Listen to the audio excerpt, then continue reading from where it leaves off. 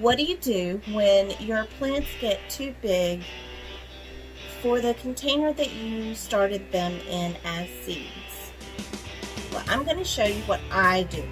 The first thing I want to show you is how I start watering them. They need some wind or something on them. These have not had that, so I'm going to definitely start putting the fan on them until I can get them planted outside. Like I said, as you see, they do need to be fed. So I'm going to show you how I go about feeding my plants in the very beginning, once I start to see the first true leaves. I have what's called worm tea, and this one is by Vermistera. Okay, and basically what this is it's the worm castings that have been made into a they've soaked in water and that kind of thing. Anyways, the nutrients from the worm castings have gone into this liquid. So I'm going to put a couple of capfuls into my watering can, and I'm going to show you my watering can. This is my watering can, and this holds about 2 gallons. So I'm going to put 2 capfuls, so 1 capful per gallon. Hi, Bevas. My dog's down here. She's helping me, she thinks. Nice.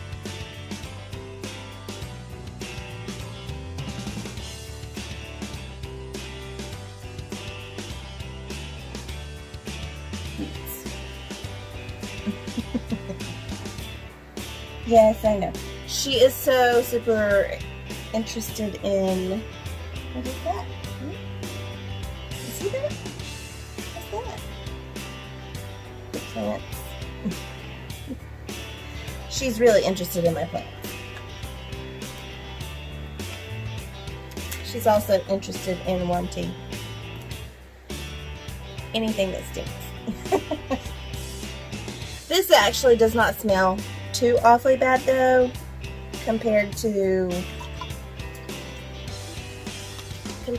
things like fish emulsion. Fish emulsion is a lot stinkier. So I put a little bit in there, and then I just stir it up. You really just want to water it like this once every week to 2 weeks. I'm also going to show you, okay, so these plants right here, not only are they in need of being fed, but as you see, they have lots of root structure. These are not going to keep your plants from growing good root system. I probably will go ahead and take this off and not plant it down inside. I'm going to do a little experiment, and some of my plants I'll plant with them on, and some of them I will take them off. Just to see how they do, but most of them I'll probably take off. But these really kind of need to go in another size bigger. So I'm going to show you how I'm going to do that. The containers that I use, this is just one of the ones that I use to up pot. I do have others that I will be up potting into, but I'm going to use this one for today. So what I did was I filled it about halfway, and I just kind of molded it around. Let's see if you can see that. So I just made like a hole in there, okay? Because what I'm going to do is I'm going to take these and I'm going to try to pop this out of this. Let's see how easy it comes out, or not.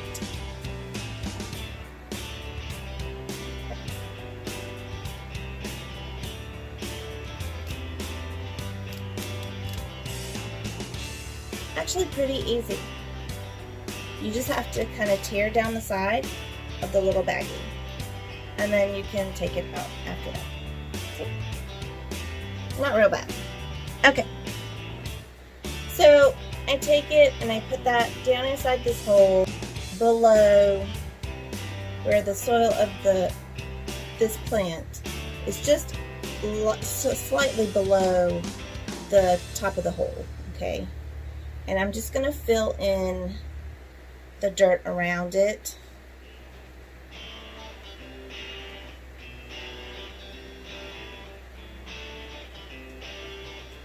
Now, that may not make the stem stand up because nasturtium, this is the type of plant, nasturtium is not one of those that just stands straight up anyways.